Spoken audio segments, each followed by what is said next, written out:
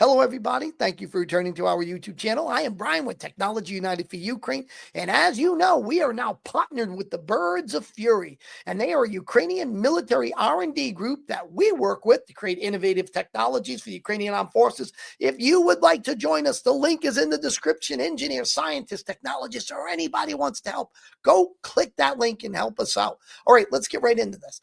So as you know, there was a halt on a freeze, as Trump calls it, for 90 days for all international aid.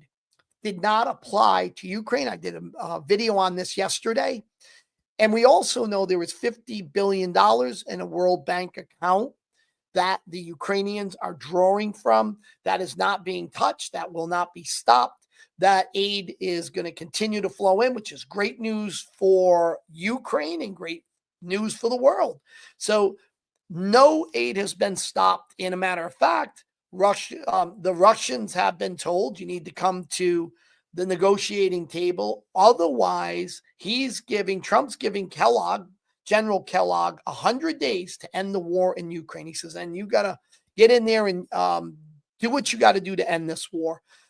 So far, Medvedev and Putin have been dismissive of Trump. They haven't been, they're just not capitulating to anything to do with negotiating. Obviously, it's going to be an ego thing. They're going to go after Trump. Putin, if he does go to the negotiating table, it's just going to look bad for him.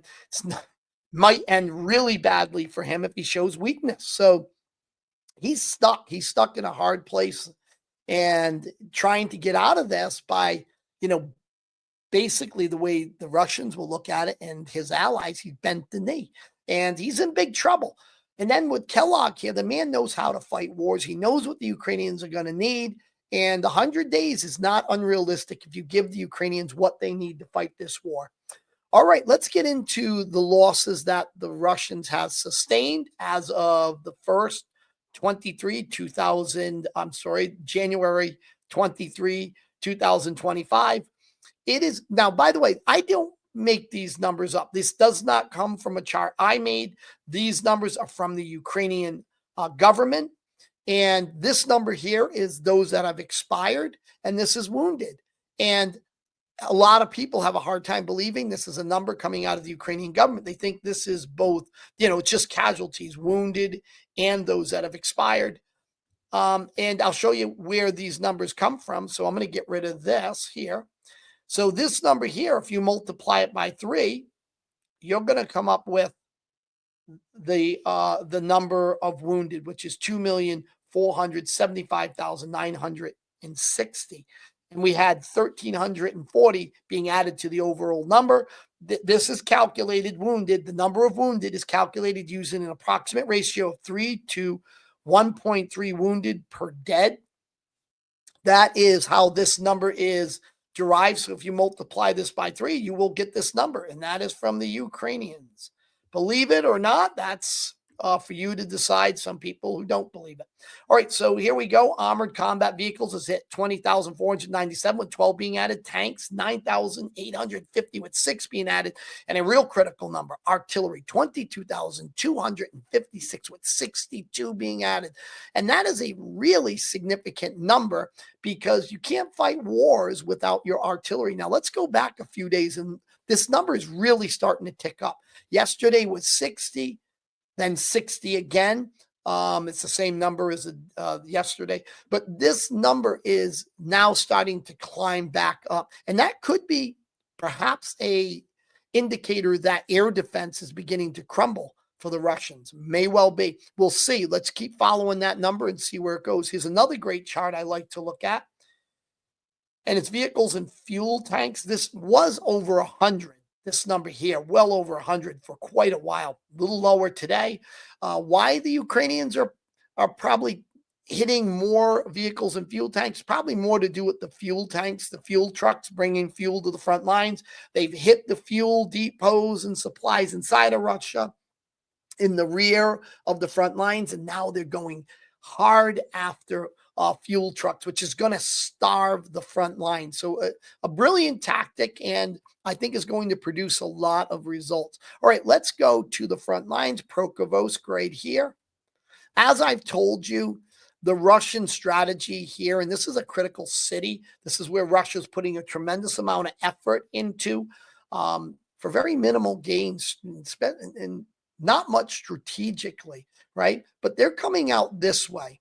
They're going to cut off this road to Prokhorovsk.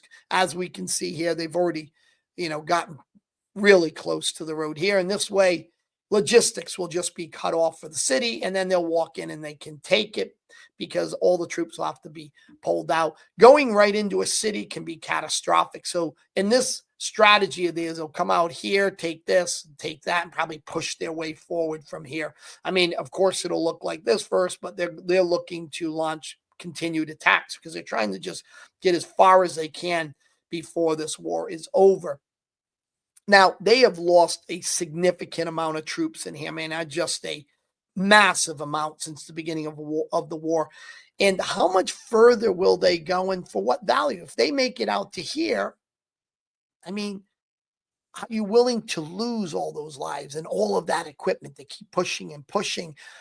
It's going to be, again, just a massive decimation of Russian troops, but this is what Putin's got. That's all he's got. He can't show weakness. He's got to keep pushing his military operation and not bend the knee to NATO in his mind. This is the way he's thinking. Let's go back a few days and look at the front lines here.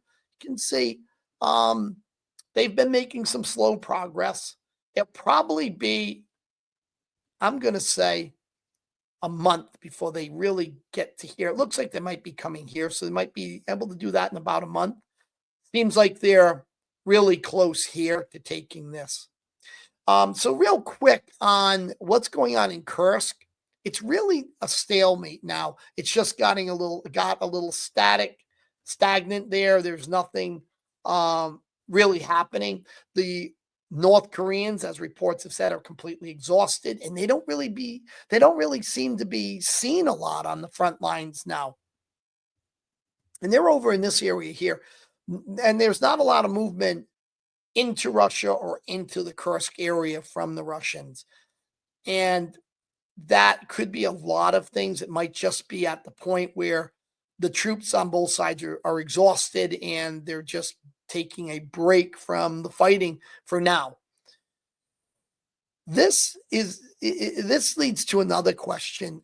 Are the North Koreans gone? Because there's been reports that nobody's really seeing them anymore.